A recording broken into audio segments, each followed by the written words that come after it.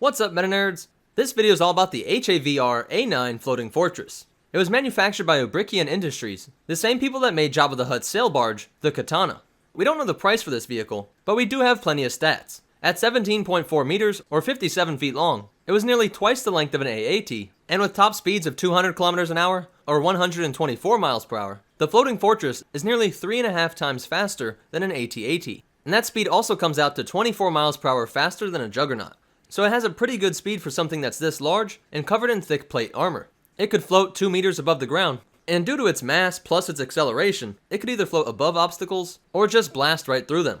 As you can see, the top of the floating fortress has two MKEW heavy blaster cannons, which had a 360-degree range and could be fired at targets independently because each had their own gunner in addition to the pilot and the sensor operator. It could carry 10 troops into battle, or more frequently, into cities that were starting to have whispers of rebellion. One of the critiques of so many Star Wars vehicles is that they required the crew to be exposed in order to see the battlefield. And although there was this hatch, which could be used to get a better feel for the environment, with this vehicle, the Empire didn't play it cheap, and made sure that all of these came equipped with the tech package. A combination of heat-sensing probes and listening devices created a 30-meter bubble of data, which was fed into the target identification network. This was modified from the tech usually packed into assassin droids. The result was that it made it so that every shot fired from the floating fortress had surgical precision. It's unclear when this vehicle was introduced, but its design was specifically aimed at crushing civilian uprisings, and was used to get into areas where the AT-AT would cause too much destruction, or where it simply couldn't reach the enemy.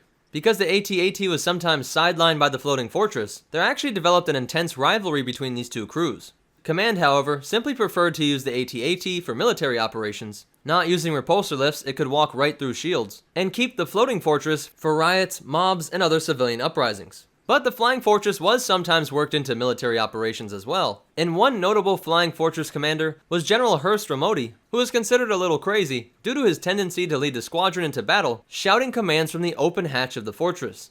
Some were captured by Katarn commandos, and the last time we see them is when they were being used by the Imperial Remnant to attack Luke Skywalker's Jedi Academy on Yavin 4 in the year 12 ABY.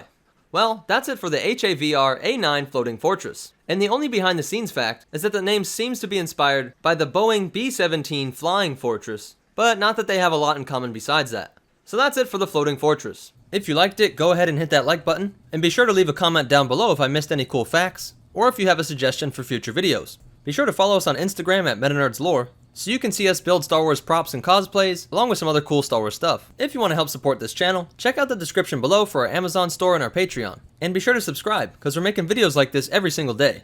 But more important than all that, remember, if this thing shows up at your peace rally, it's time to run, and the Force will be with you, always.